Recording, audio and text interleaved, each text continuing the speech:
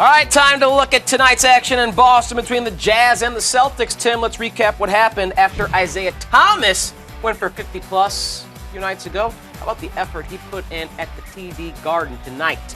Check out this right hand. He's a lefty. Attacks the rim. His right hand hits it over Rudy Gobert, then crosses up Shelvin Mack and makes a tough left-handed layup with Gobert lurking to block that shot behind him. Creates the space and somehow creates the English to finish off the rim. In the fourth, IT finding Kelly Olynyk feigning the pull-up. Olynyk with an easy dunk, 29 points and 15 assists for Isaiah Thomas. So a 50-burger, 29-15 game. We've asked this just a couple weeks ago, but where do you slot Isaiah Thomas as he's having one of the best weeks of his NBA career? Well, I think he's an NBA All-Star. Sure. I think that's a fact. Boston's playing inspired basketball. You know, when he was out with injury a couple of weeks ago, there were articles written, I'm not making this up, are the Celtics better without Isaiah Thomas?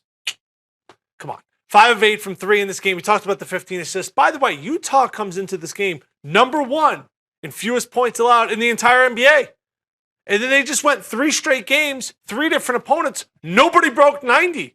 And the Celtics have their way up and down the floor, over 110 points in this game. So Boston's impressive. They're going to need some help. They're going to need something to happen to LeBron or Kyrie or Kevin Love or maybe all 3 of them to get over the hump in the Eastern Conference. But they're capable of beating anybody in any given night. Sure. I actually think they'd be better off in the West.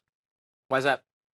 I think they match up pretty well with Golden State. You know, they've given Golden Sure, State some good sure, games over sure. the past year plus. I just don't think they have anyone who can match up with LeBron. And I think that's maybe the biggest difference, where I'm not sure they'd beat the Warriors in a 7-game series, but I could see them navigating through the West a little bit easier. I mean, the Jazz are one of the better teams in the West. Right.